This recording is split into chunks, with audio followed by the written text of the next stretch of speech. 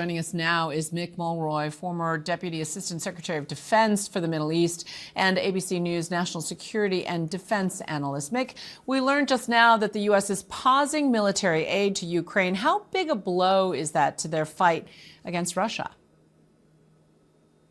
Juju, it's a big blow. I mean, not only the aid that was on the way and already been approved, but the potential that no aid will be coming in the future. Right now, Ukraine is already outnumbered vastly. So about 3-1 on troops, about 5-1 on artillery, and all the way up to 10-1 on tanks and armored personnel carrier. So any pause or disruption or stopping of aid to Ukraine will have a big impact on Ukraine in the battlefield. And likely it'll push Russia further away from the negotiation table as they'll see this as a win and things going in their direction. So it could actually extend this war substantially. I know that's not the intent, but that could be what happened, as Russia will have less of an incentive to come back to the table. And that's precisely what Zelensky said. Now, the previous administration, with broad congressional support, I might add, sent about $65 billion in military aid since Russia's invasion.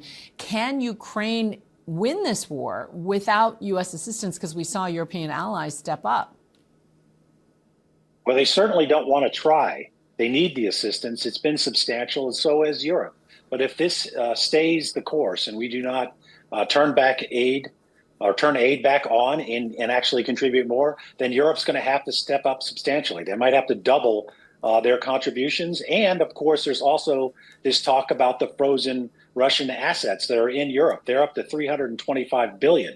So they could make up for this. But essentially, the way the West could be strong on this is to be united, not cut any aid to Ukraine, and actually threaten Russia with increased aid if they don't come to the negotiation table. There has been almost no discussion of what Russia would give up for this or whether they would be even willing to negotiate a ceasefire. And of course, this dramatic pause comes on the heels of that disastrous Oval Office meetup on Friday. How could this move impact U.S. and Ukrainian relations moving forward?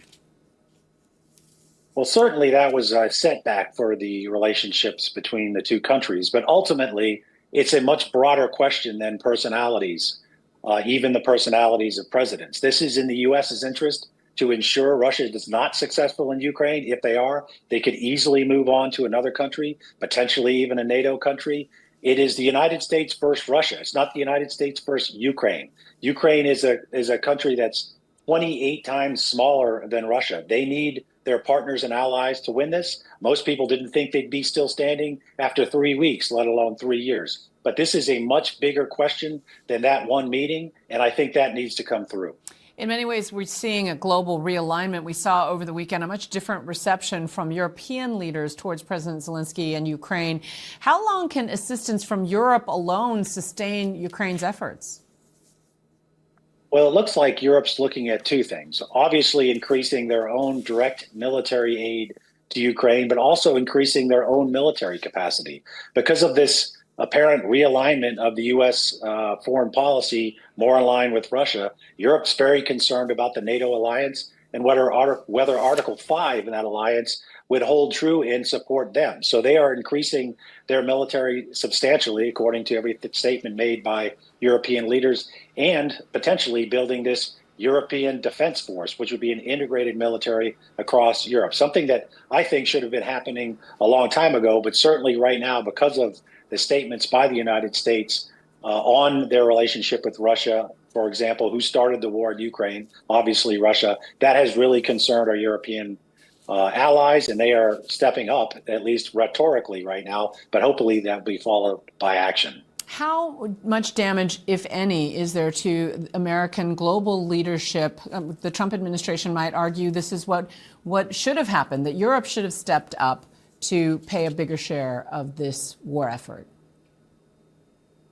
And I certainly think there's a case to be made, not only for a bigger share of the war effort, as it's right on their doorstep, but the fact that Europe really has let their militaries not be what they should be, because they could always rely on the United States. And I think they should always rely on the United States, but that should be as a partner, an equal partner. I think we're seeing that right now. But this will have an effect on that relationship long term. Mick Mulroy, thank you so much for your perspective. Appreciate it.